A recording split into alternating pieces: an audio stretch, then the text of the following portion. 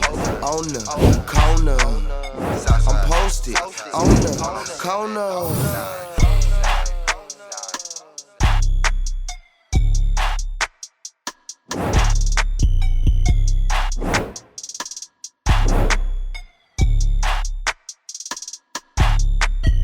You posted on the corner with Incognito and good sis DJ Mrs. Baby. I got two legends in front of me today. Mannie Fresh and the original hot boy Turk. Yo. How y'all feeling? What's up? We good. Amen, sister. Thank you for having us. Come on, controlling the culture. Sure. Been controlling the culture for 25 years, baby. Oh, man, that is outstanding, Come on. God is good. So how are y'all love to ask artists, especially the ones that's road running and has not stopped? How are the both of you doing mentally, for real? I'm sound. You know what I'm saying? The way this worked with me, it translates into fun. Like, you know, and if you don't take this too serious, then, you know, you're going to be all right. And I've always said the day I stop having fun is the day I'm quitting. Okay. You know, and if I dropped off from doing beats, you know, like when people always say, well, why don't you? And I'm like, I'm not having fun. You know, it's got to be a good time for me to show up for work. And that's the only way it's going to translate. So I'm still having fun doing this. And the fact that it's that way, I'm good. I feel that. And it's peaceful, you know what I'm saying? You don't have to worry about no shootouts and none of that. I love going to the shows, man, now, you know, to the point where I don't want to do clubs no more, you know, and I never thought I'd be turning down clubs, but being around Mannie and Juvie, where you could bring your kids, you could bring your family, you know what I'm saying? And everybody go home, and we go home early, you know what I'm saying? And get some money. So, yeah, I'm loving it, man. It's a blessing. That's fire. So looking back, what do you guys think is the lasting impact of the Hot Boys and Cash Money that y'all left on this hip hop industry? Most of the time it's because we just like the fans. You know, when somebody is just like, you're down to earth and you just like me, it resonates better. You know what I'm saying? Where somebody's like, you know, like, it don't feel like you can't obtain what we doing or how we look or how we act. You know what I'm saying? Now what you see is, I like to call it the rapper kit. Okay. You know what I'm saying? Like this generation, everybody got on the rapper kit, including the audience. You know, everybody want to look like, you know what I'm saying? Who they see on that TV. Yeah, they all want to look like they made it. And it's like, goddamn, the whole club made it. Everybody here made it. You can distinguish what a rapper looked like in our era. You know what I'm saying? Now you can't because everybody got the rapper kit on. Right. Like, you know what I'm saying? And I think that right there is what makes a lot of fans feel good. And we don't even say fans no more. It's even family. though it's family. Because they've been showing up for 25-something years. So Come on now. that's your family every time we go somewhere. You know? And we could be in, I don't know, like long lost Arkansas. You know what I'm saying? And the shit's happen and it goes down. They're there. And we're just like, dang. And then what's so weird about it is black, white, Hispanic, you know, you see a little bit of everything. And if I say, like, how many people 25 to 30, you know, and you get a nice response, and I'm like, well, maybe they just came here to hear back that ass up. They know the words to everything. Mannie Fresh, can I tell you my favorite song by you? What's your favorite song? Shake that ass. Hey. Shake that ass forever. Well, you could tell I was having fun when I was making that. That's one of my favorites. I was having fun when and you know. Oh, she a real fan. And the crazy I don't even know that song, man. That's crazy. It's Keith Sweat crazy. song. And I called Keith, and we actually we was doing that song in Atlanta. Shake it down, baby. Ooh, bust it ground, Man, baby. Fresh, crazy. Fresh doing songs with legends, man. Tina Marie, Keith Sweat, God Ain't damn. that crazy? So, Turk, for you, when you started rapping with the group, how was it when y'all were in the studio? Did y'all used to turn it into a competition? Like, take us back. How would it was that go? friendly competition. Me and Wayne used to be against BG and Juvenile. Okay. You know, we had this thing. Fresh gave us a nickname called him Churn. You know, and we really like took that to head. Like, you know what I'm saying? Like, we them Churn, and we stuck with each other. We used to be in the room. Everybody had their own room. Me and Wayne, we had to share a room. You know what I'm saying? We did everything together. So when it came to that studio, me and him used to go back and forth a lot. You know, I think me and Wayne probably was the first artist to start that back and forth other than MJG and 8 Ball. But it was always a friendly competition going on in that studio. That's fire. Yeah. I love that. So, man, you know you're a legendary producer. You done produce hits on top of hits. So what is your creative process like when you getting into your mode? Fun. they'll tell you, like, he'll tell you, you know, being young, I was the one who came to the studio with the energy. Like, they just like, well, damn, bro, what you? I was like, I was drinking before I came here. Yeah.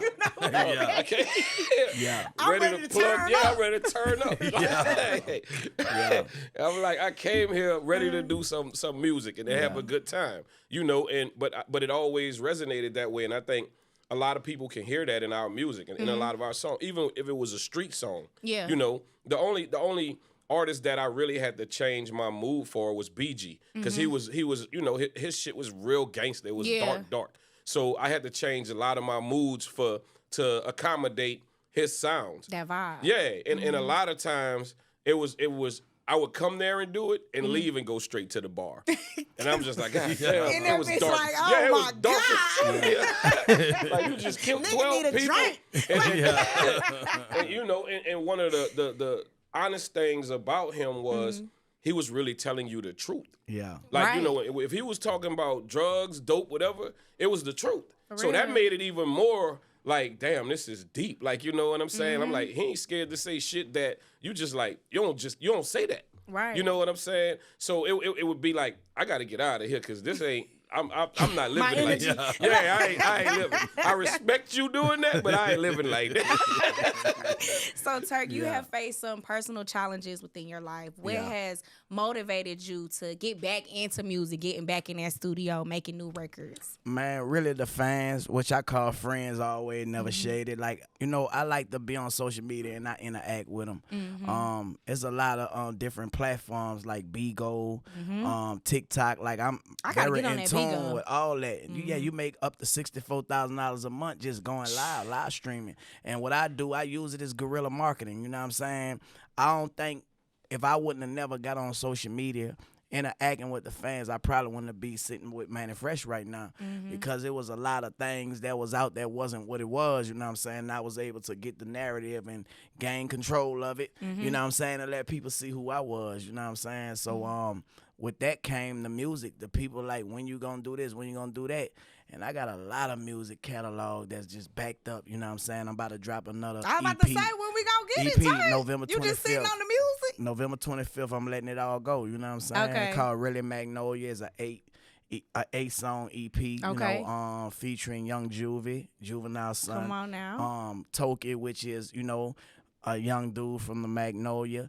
And me, you know what I'm talking about? Just getting them ready before the album and my documentary. That's fire. So with y'all being in the industry for so long, I feel like y'all have embraced a lot of the younger artists that are coming up. So how do y'all feel about the current state of hip hop right now?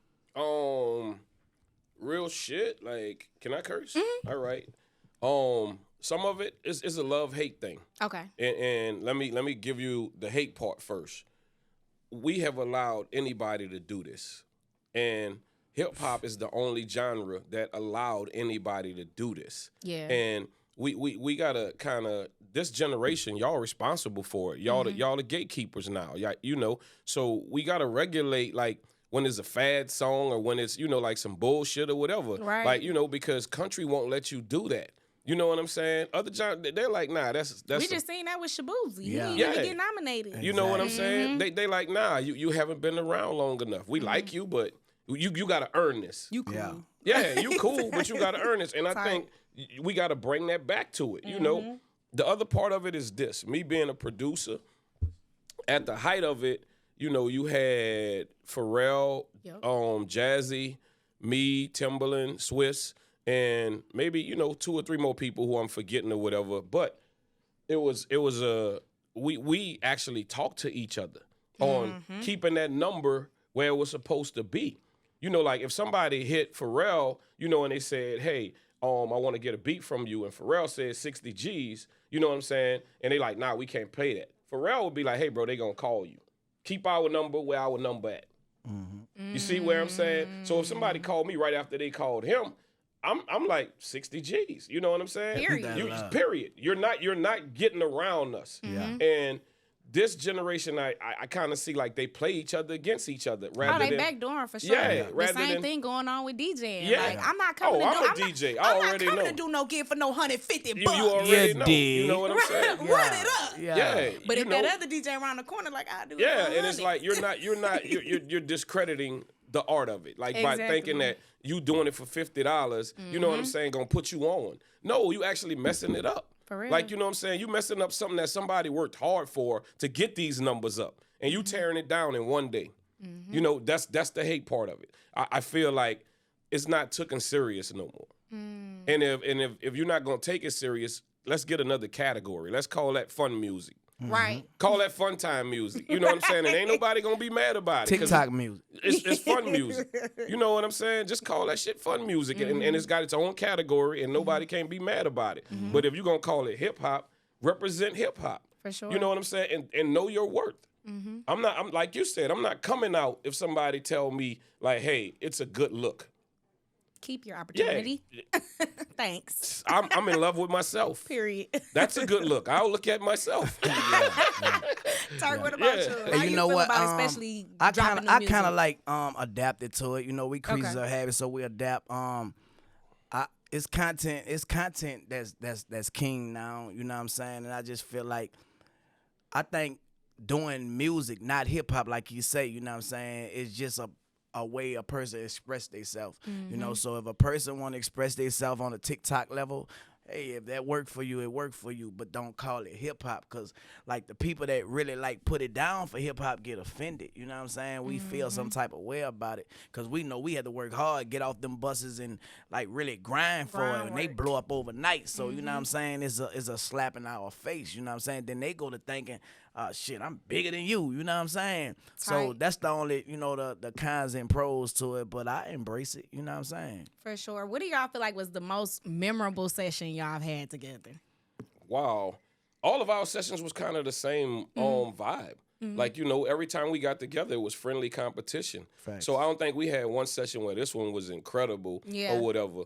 You know, I think sometimes some of the concerts was memorable. Okay. Like, you know, where I remember, and we was just talking about this when we did the tunnel in New York. And we hadn't been in New York. Okay. This is our first time, and they gave us the whole, y'all gonna get booed. This is New York, you know, that's that Southern bullshit and da-da-da-da. And it was people that put that, you know, they plant that in your head. And the only dream that we ever had was we want to rock New York because that's what we thought hip hop was. Come like, on you know, now. it just came from New York. Yeah. You know what I'm saying? And Southern hip hop just start finding their sound. We just start finding, and you know, and now we got a voice, and we like, oh, we're invited to rock in New York. But when we get there, it wasn't that warm welcome that we thought we was gonna get. It was like, take that shit back down south. You know what I'm saying? Yeah, and it was just like, there's no way, you know, and they giving us these stories about everybody who did the tunnel bombed out. You know what I'm saying? So when we did it, we started right off the rip with and the crowd went crazy. The crowd went nuts in there. So we had like 2 or 3 more songs, and by the time we finished, Juvie was the first one off the stage, and he was cursing his ass off. Like, y'all can't fuck with us, I was about motherfucker. to say, what was the reaction afterwards? And there was some New York dudes behind him going crazy as well, going, yeah, yeah. So I just remember that as feeling like victory to us. Like, you know what I'm saying? Because we wanted New York to accept us so much because we had this was the dream to be like, this is the Mecca. This is where this was born Originated, at. yeah. So we just like, we want to be considered something good, something cool. Yeah. And we had it in our mind like they gonna love us. But the people that we met, all of them was like, oh, y'all ain't gonna make it. Y'all ain't gonna do it. Y'all ain't gonna. And when it turned out to be something incredible, oh, we couldn't wait to act a ass. I was like, A not down y'all saying south ass. shit. A down south ass. Be We like, about y'all, to show you. yeah. So, Turk, how has your outlook on life in the music industry changed since, you know, you being an original hot boy? I mean, my outlook on life, you know, I have got more serious and God-fearing. You know, me being a firm believer of Jesus Christ Hello. have slowed me down, and, you know, it put more morals and principles that I live by. I used to, you know, break everybody's rules but mine. But now I respect everybody's space, you know what I'm saying? And I hold myself more accountable and responsible just being a man, you know what I'm saying? That's it, you know, and I just put that in my music now. I talk about it. I express myself. I got this thing where telling the truth, not hating. You know, I'm going to speak my mind, but I know to speak it at a pace where I'm not offending anybody in a way, you know, where I won't want nobody to do to me. You feel me? Period. That's when something happened to you. When you sound like that. Yeah, I went through a lot. Like, hey, have you accepted Jesus Yeah, Christ as yeah. your Lord and Are Savior? you prepared for Jehovah's return? Nah, I went through a lot, man. I That's did. what you went And through. you ready to go. I did. And I want to give you your flowers, Turk, I went because through a lot, the man. things that you've been through, you could have stopped. I went through And you a could have lot. just chilled Yeah. and just. But I don't But- expect no empathy, you know what I'm saying? Yeah. Or no sympathy, you feel me? I just want to be respected like anybody else, you know? And shit. The fact that you could Let me talk think. about it, bro. That's why we here today. You feel Yeah, me? for sure. You know, and we had to beat up on him a lot. You For know real? what I'm saying? We had to beat on him. He telling y'all the good shit. We had to beat up on his ass a lot. We was like, bruh, come on, get it together. Get it For real? together. You know, but that's our brother. Yeah, so right. it would be wrong for us to give up. Right. You know what I'm saying? Because I know he had moments where he just like, man, ain't nobody fucking with me. Y'all ain't, you know what I'm saying? And I'm like, bro, it ain't that. We got you. But it's a process. Yeah. Yeah. You know, and sometimes with him, you got to talk straight to him. It's Turk. You got to talk straight to him. If you're going like, Turk, stop, bro. Just be, he don't hear it. You got to be like, Turk, shut the fuck up. Yeah. You know what I'm saying? Yeah. Because that's his mentality. You feel what I'm Yeah, saying? right. But it's coming from a brotherly love. And I Of love course. that he can accept it from his brother. Because Yeah. everybody can't accept that. Now you saying something. Everybody right there. can't accept that. You know what I'm sure. saying? And it took a while, and I'm glad he here with us. Hell yeah. And we ain't gonna let him go back. You know what I'm saying? We like, bro, we got you. You know, run with us. Let's Why- go get this money on Yeah. so we can have some fun. Yeah. And we running it up too, man. Like, Yeah. and to be honest, being able to be in a position to make more than you made, like, man, it's just crazy, man. It's crazy, and it's a blessing. Yeah, for sure. You know, so you know, I see what we doing as a domino effect. You know, I see a lot of other groups coming together. You know what I'm saying? And I always thought that it was gonna do that anyway. You know what I'm saying? When people see them hot boys come together because of the influence that we had, and we inspiring people now that we Come older. on. You know, so when you could do that, man, it's bigger than us. You know what I'm saying? You get out the way and let God work through us. You feel me? And I feel like y'all done had so much longevity because we've all felt that brotherhood. We all seen Yeah. that it was I mean, genuine. y'all, the crazy is people loved us together, not together, whatever. You know what I'm saying? Yeah. And that shows that you have something special. And the thing that was most important to explain, you know, as them going like, you know, like, bro, you like our big brother. You big homie to us, and say like, bro, you actually represent yourself this time. This time is a little different because you are in charge of your destiny and what you do with your money. I get what happened in the past. Let it go. But this time, we all represent ourselves, and we know better. So you can't be mad at nobody, but you got an opportunity to do it right now. If you don't, time ain't gonna wait for you. For sure. Okay, I gotta ask y'all. I gotta take me back to the Back That Ass Up music video. Did y'all put out a flyer? Did y'all go to radio tell all them people to come out there, or everybody just showed up? No, I need the vibe. They That was showed family up. day in the park Yeah. that day. Okay. Yeah, so we had just got off a tour.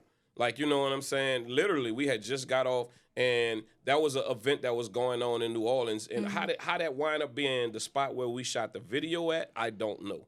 But everybody was out They there. was out there. They was out and there. I know some kids, when you watching that video, y'all mamas or y'all TT might be out there shaking the tail. They was out there.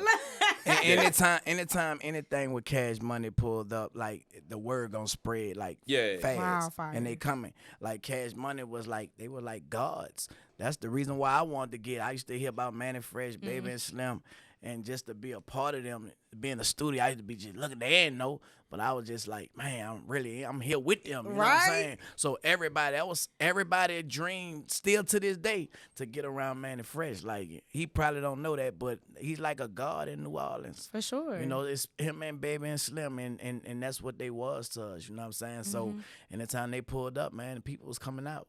I know that's right. If y'all could change one thing about the industry, what would y'all change? We got to stop doing, I ain't going to say the industry, I'm going to say our community, the hip-hop community. Stop doing homeboy business. Facts. You know what I'm saying? Find people that really do things that you really need. Even if you want to bring your people with you, bring them with you. But don't let your best friend be your manager. Period. He ain't a manager. He a best friend. Yeah. You know what I'm saying? So we got to stop doing homeboy business, and it'll save you so much heartbreak, and, and all of that. Because, when we did this, I'm much older than them, but we were still young. We were still young doing this. And a lot of times, the way this formula worked, it always start off with street money. A lot of successful labels are built off of street money. But that street tactic comes over to real business. And it's just like, you don't do real business the way you do street shit. You know what I'm saying? So it could have been fixed early on if we would have known we should get people that look over contracts, that cross T's and dot I's. Hello? And one of the things why we here, it's still a healing process, but we gonna even start with, every time, when I'm hooked up around Baby, one of the first things he acknowledges, he was like, bro, I was young. I didn't know. I didn't know what I was doing. And I'm like, that's all I ever wanted from you. You know what I'm saying? Was an apology, bro. And we could move on. And now we have moved on, like by him acknowledging that, know. And I know in my heart he owes Turk that and all of that. And we working on that. We working on that as a family unit. Like, you know what I'm saying? And that's what's bringing all of us together right now to sincerely say, you know what? We made some mistakes. But we going to get over that and get to this bag. Period. Facts.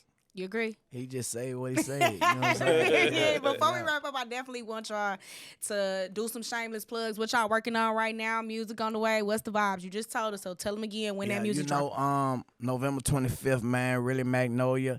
I got the documentary Turk's World. Ooh, Jeffrey Panzer and Life Garland, they directing that thing with Mannie as well. My book, The Autothugraphy of Turk, and my seasoning. Y'all go to ILike'emHot.com, man. Y'all come already know on, what it is. You did? Yeah. Mannie, what about you? You pretty much just gotta Google me or whatever, because I DJ everywhere on the planet. If I'm not doing this, I'm not touring, I'm DJing somewhere. Yeah. So I still love interacting with people and doing my thing. So my schedule is basically, that's what I do. I'm on the road all the time, and that's what I love doing. For sure. So and there is nothing off limits for me. Like, you know what I'm saying? I could do a sneaker ball, I could do a hole in the wall, whatever that, because I just love being in touch with what people are listening to and what they doing.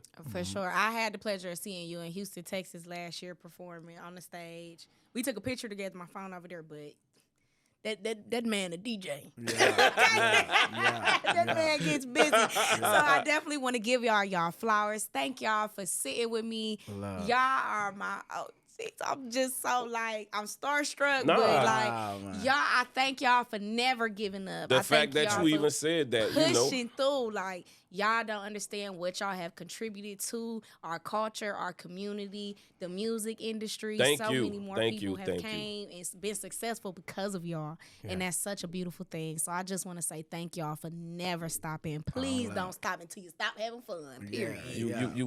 You said you saw me DJ in Houston. Was I having fun? Amazing time. I was having fun. Shaking the tail feather, baby. Period. You posted on the corner. Posted on the corner.